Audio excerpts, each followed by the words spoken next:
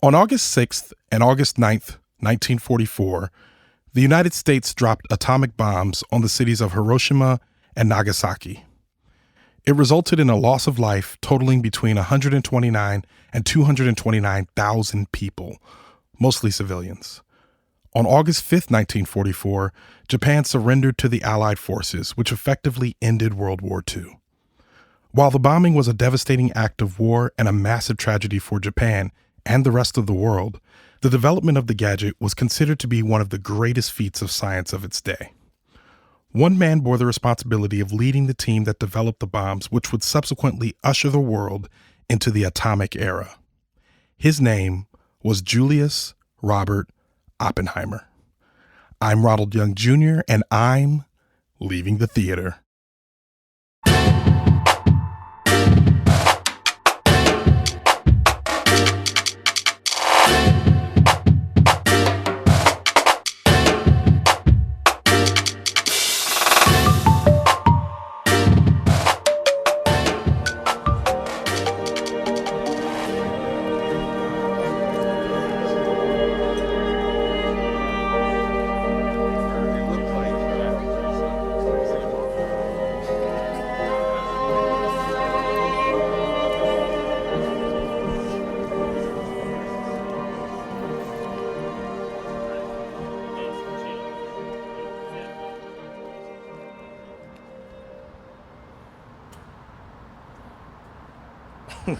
All right, this is Ronald, and I am leaving the theater after seeing Oppenheimer. Oppenheimer, written and directed by Christopher Nolan, starring Cillian Murphy, Emily Blunt, starring Cillian Murphy, Emily Blunt, Matt Damon, Robert Downey Jr., Florence Pugh, Josh Hartnett, Casey Affleck, Rami Malek, and Kenneth Branagh. And for a complete cast listing, and this is one time I would say definitely go look at the link in my bio, because there is a complete cast that you should go look at. Once again, link in our bio if you want to see everybody that's in this movie. I'm not here alone. I'm here with my good friend and colleague, JC Howard. What up, y'all? He is back again, fresh from web slinging and Spider-Man. I think that was the last one we saw. Yeah, that's right. That's right. Quite a different movie. Yes. Okay, so this is about J. Robert Oppenheimer, who was the father of the atomic bomb, is considered to be the father of the atomic bomb. And this is about both the creation of that bomb, the use of that bomb, and the aftermath as it came to Oppenheimer's career and what that meant for him. JC Howard, what did you think of this movie? I want to get this out of the way right now. It's going to win an Oscar, okay? Let's just get it out of the way. It's going to win an Oscar. It's going to win several Oscars. But does that mean it was good? I think it was all right. It was epic. It was a Christopher Nolan, big, filmed in IMAX on film. It was a big movie, right? But it was about a bomb, of course. That's kind of the central thing, kind of about the atomic bomb. But, as someone sitting in the audience, it felt like I was kind of hit with an explosion of exposition for the first 2 hours of the movie. There was a lot.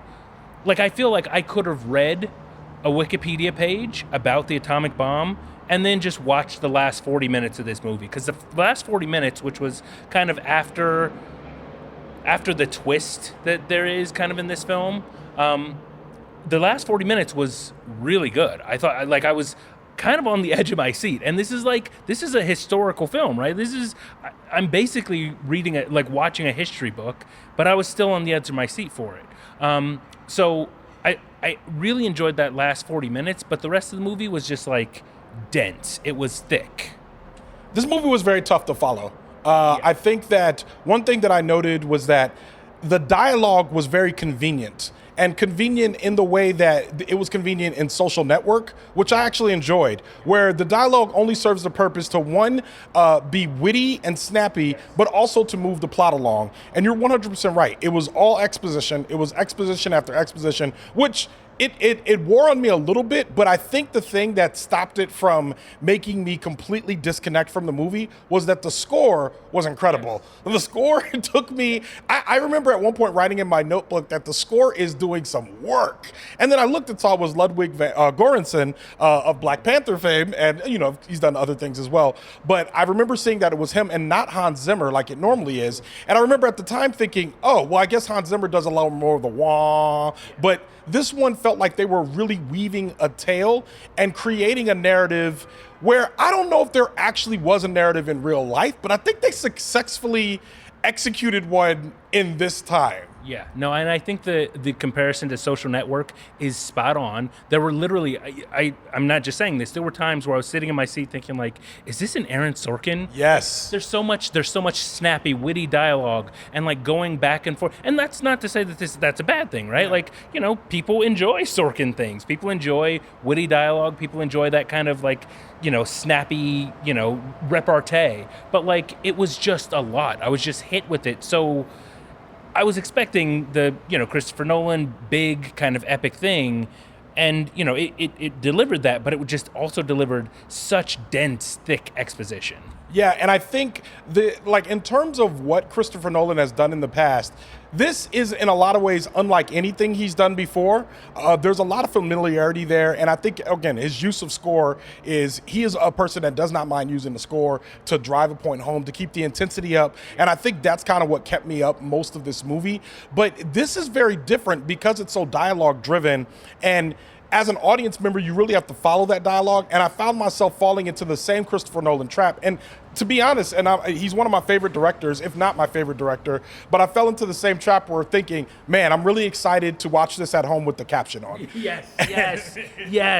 I wanted captions so bad. Yeah. I was just sitting there like, and there were also points where I was just like, if I could just rewind this 10 seconds just so I could catch that again, because it was, things moved a little too quickly for me in a lot of ways. But another thing that I was thinking about this movie is the cast. Too many people. So many people. And as you said, go check out the episode notes for the full cast listing, because there were so many people that were so underutilized. Yeah. That first of all, I didn't even recognize Kenneth Branagh or Casey Affleck. Like I didn't, and when I saw them in the credits, I was like, oh wait, who was that? Like they were in there, which does speak to how, you might say, how good the makeup quality was, right? Like if this movie doesn't win the big awards for Oscars, it's certainly a contender for some of the makeup awards. I don't know that it was the makeup. I think there might have been a registry issue there, because there were so many faces in this movie and like so many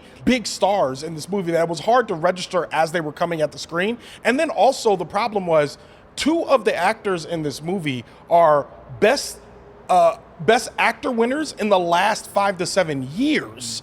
And I mean, they were grossly underused, Casey Affleck and Rami Malek. And to a point where I'm like, well, this is a 3-hour movie. I'm not sure.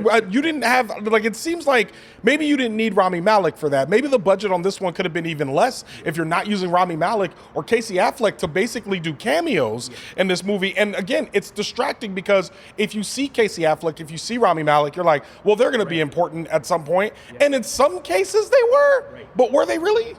Not always, exactly. Yeah. And I think that generally speaking, the side characters, for the principal characters, the Oppenheimer, Strauss, Matt Damon's character, for those characters, there was, they were deeply used. They were very highly utilized. They were, utility players all throughout. But for Emily Blunt, Florence Pugh, as you said, Rami Malek, Casey Affleck, they're just kind of there. And it's just like, you could have gotten, Joe Schmo to play this part. Like, I don't understand what the point was of bringing in some of these big names for these tiny little side parts. Yeah, and I think so I know why they brought in Florence Pugh and Emily Blunt. I feel like there's parts in there where it seems like they needed some heavy lifting. And they obviously had, especially Emily Blunt. And they had some roles for women, obviously, in this one, because otherwise this would be a man-heavy movie. This would be nothing but men. I think there was only one woman scientist, if I'm not mistaken. I was grateful to not see see barely, if any, black faces in this movie. I'm like, hey, we weren't in this. That's like nothing to do with it. That's right. That wasn't us. Yeah. So that feels good. But I think I remember writing down that it wasn't an all-star cast. It was every star in this movie. And I think one of the running jokes is that Barbie, if they weren't in Oppenheimer, they were in Barbie, because that's what the casts are kind of looking like right now. So that being said, let's talk just a little bit about Cillian Murphy's acting. I was blown away. I think that watching him, I forgot it was Cillian Murphy like several times, and I've grown up with him being Cillian Murphy, the villain, my entire life. And in this one, I really got him as this kind of tortured genius womanizer who kind of is like figuring it out. He's like, he has a sense of morality about him, and he's figuring out, and he feels complicated about all of this, but he's in pursuit of the science. There's a line that they say early in the movie where he says, "I enjoy a challenge," and that's kind of echoed throughout the rest of the film. I thought he really was head and shoulders above, and I think everyone was great. Scene partners did a great job. Josh Hartnett does a great job. Like, great people. But what did you think of Cillian Murphy's acting? So my initial kind of experience with this movie, with Cillian Murphy being in this, was I heard about an interview that he did where he says that, like, when Christopher Nolan asked him to be the lead in this, he knew that he was going to have to dedicate himself to this in a way that he's never really dedicated himself to another role. And I really do think he lived up to it. He did.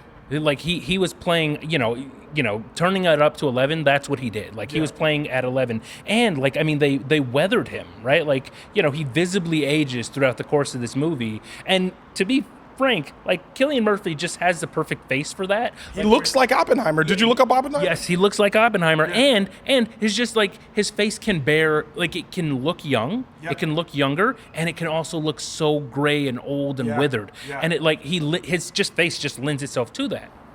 So, what would you rate this movie? Oh, man. I think I would give the first 2 hours 3 stars, and the last hour, like 4.5 stars. So I'm not good at math, but, like, I think that averages out to about a 4, something like that. Nice. I thought that you were going to be lower than mine, but I'm actually lower than you. I give it a 3.9. I think that this movie was almost there. I think it was almost a 4-star movie. I think in, like, a lot of ways it should be a solid 4-star movie. But I always feel like I end up grading Christopher Nolan down because he doesn't mix his dialogue very high. He makes things hard to follow. He forces me to watch his movies 3 or 4 times before I fall in love with them, which is okay. That's fine. But at some point, like, I'm sitting in the theater just as a moviegoer, and I'm just like, yo, I know this is going to fall very far behind Barbie. Like, putting it out on the same day was a mistake. Like, you should have put this in August where it would have cleaned up. There is nothing going on in August right now that I can remember. Like, Teenage Mutant Ninja Turtles, Mutant Mayhem, no thanks. Even though that review will be here, please tune back in for that on leaving the theater. But, like, come on, like why would you go up against Barbie with this? And it is an awards darling. You probably could have even waited till later in the year to put this out. Well, I'll tell you, maybe, what has happened, obviously, is the whole Barbieheimer phenomenon, right? Yeah. They have really kind of ridden the coattails of Barbie. They have. Because Barbie has Barbie has put in work on marketing. They have been everywhere. And Oppenheimer has kind of just, like, reaped some of the benefits. So it's possible that, like, if Oppenheimer had come out a week before or a week after Barbie, maybe no one would talk about it. But, like, coming out at the same time as Barbie, the kind of juxtaposition of the two kind of themes, just, like, spot on. Yeah, I agree. Oppenheimer needs Barbie way more than Barbie needs Oppenheimer. Now, before I close out, there is one project that you recently worked on that I was very excited about, and I just wanted to give you an opportunity to share that with the listeners of Leaving the Theater. Yes. So I worked on this project for the podcast Code Switch, the NPR podcast Code Switch. It is called Going to White Church in a Black Body.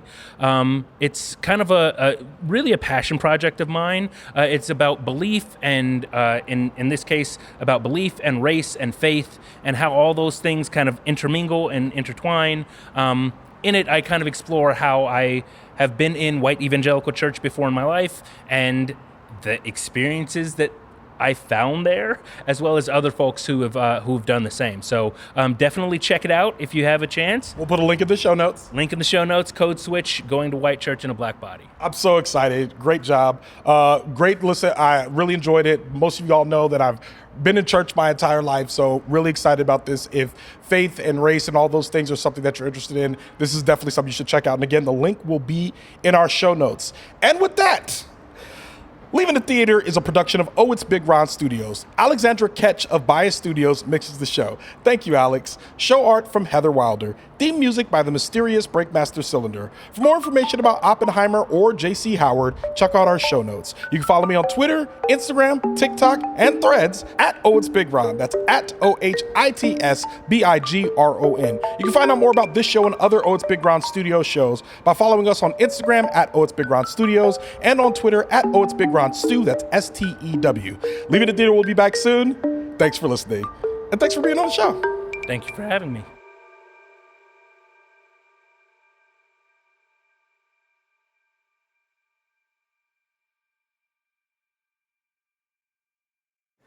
Every time I go by here, I'm always like, do I want Five Guys? Five Guys has never put a commercial on air, but their existence is enough for me to just be like, do I want Five Guys? They're good. Just solid. Like, I remember when someone started pitting them against In-N-Out Burger, I'm like, that's not a competition. Yeah. Like, I know what I'm going to In-N-Out for, and I know what I'm going to. Let me be the official word. Yes. As someone from California. Yeah. Five Guys. It's two different. Well, one, I don't think it should be a competition because I'm like, it's two different experiences. That's very true. It's not just two different, but like the exact opposite of one another. Yeah. You know, it's like the most simple thing you could get. Yeah. Versus like have whatever you want. Correct. But, yes. You know. Yeah. I will say, if In-N-Out had bacon. Yeah. We'd have to actually have a conversation. We'd be in there, right? We'd be in there. All right. I'm over here, so I normally stand next to the balcony.